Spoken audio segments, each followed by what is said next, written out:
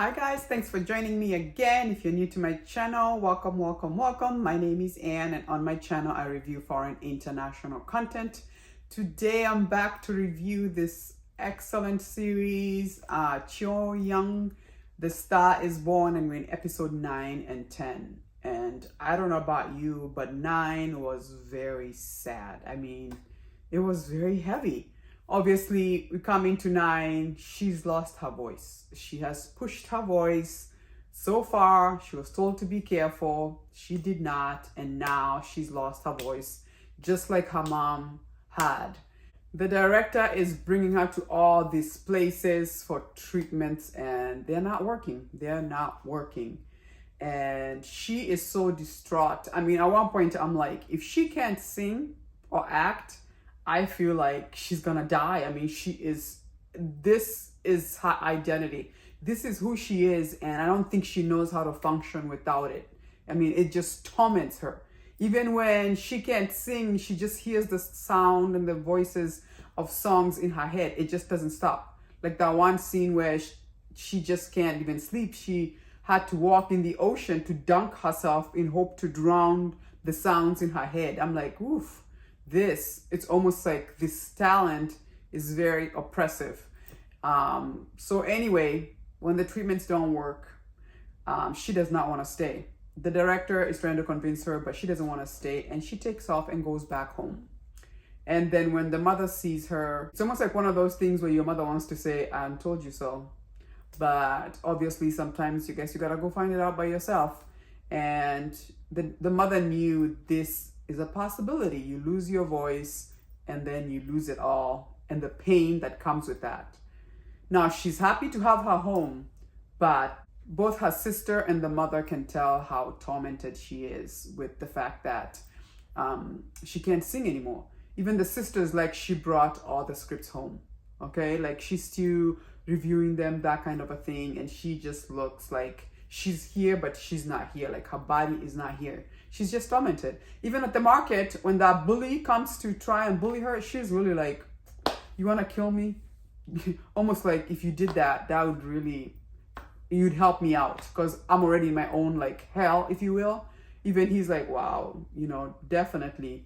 She's really become depressed. So then obviously we see when she leaves, obviously the troupe, they're all depressed, but she also left as well. Then we also see that Young Seo, the mom, wants the daughter to go to bigger and better things. And Young Seo is like, I feel like you want to use me as your puppet. She brought this master of Pansori.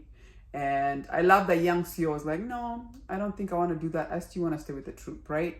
And I love the fact that Young Seo said she liked to stay because if Jeongnyeon is there, she even becomes a better singer, a better actor, all that stuff. It's almost like I said, they sharpen each other, right?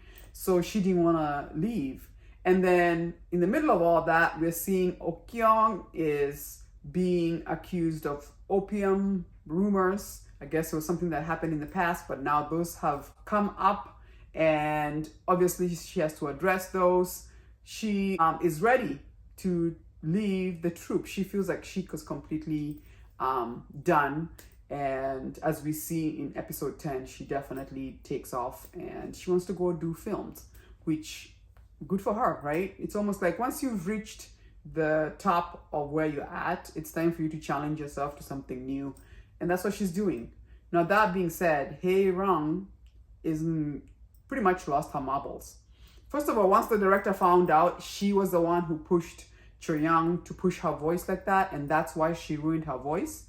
And when the director confronts her and she's like, well, because they're gonna replace us, and the way she's losing her marbles, I'm like, oh yeah. And then Okyeong is like, yeah, we're done. There's nothing more here. So that's crazy by itself, but I'm glad she's finally leaving.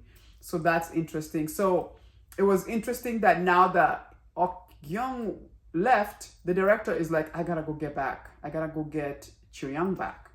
And when she goes back, when the mother sees the director, she is like, get away from here. Like, it's bad enough she got wounded, which I had warned you would happen because it happened to me. And then now you want to bring her back?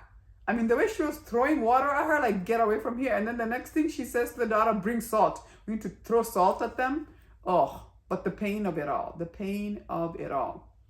And at the end of it all, you know, when Young Seo is talking to her and the director, she says, look, the first time I left, I never got permission from my mother. But this time around, I'm not leaving unless I get her permission. Which I love that. Even the mom for a second there thought that she took off without permission. And she was like, this time around, I'm not leaving without your permission. And even the sister is like, Mom, you have to let her go back. This is her. She is tormented. And then when the mom sees her, you know, trying in the middle of the night, she can't sleep. She's out there practicing and trying to sing with a voice that is just completely broken and not working. It really tugs on the mom's heartstrings. And she wakes her up early in the morning, you know, to go see the sunrise. And when the mom starts singing and she tells her, look, it doesn't mean that you can't sing. What you're going to need to do now, because you messed up your voice, is the parts that you can't hit, you're going to have to learn ways of masking it. Which I'm like, see, I've always thought the mom should have always been the mentor. When the daughter said she wanted to do it and realized that she was not backing down, that would have been the time to say, let me mentor you. And even I felt like if she had come in sooner, maybe she wouldn't have messed up her voice. I don't know, but I'm loving like this last scene here, her listening to her mom, and it's bringing tears to her eyes. And then how they kind of did that flashback to the back of her mom with her dad, and how the dad like sacrificed everything for her. You know, he's wearing the old shoes, but the daughter has to have the better shoes. And, you know, I believe the story was also about the grandfather who also probably used to sing and then messed up his voice. And he learned a way of masking the parts that were not, where his voice, you know, would not go where he wanted it to go, but still an excellent voice, right? Like the line, I think something about, like the quote, I think was something to the fact that you may not have a voice, but you figured out a way to sing, which was kind of interesting. But once again, what an excellent episode. I believe we only have 2 more episodes and it's over. But once again, an excellent, fantastic series. Like I said, this is Oscar worthy. I'm hoping to see Kim Terry get a lot of awards because, it's so well done. So well done. Anyway, did you watch 9 and 10? Did you feel like me? I felt like 9 was very heavy. It was very sad. It was very sad to see her lose her voice and how it tormented her. You know, the way she's saying it feels like somebody's on my chest, you know.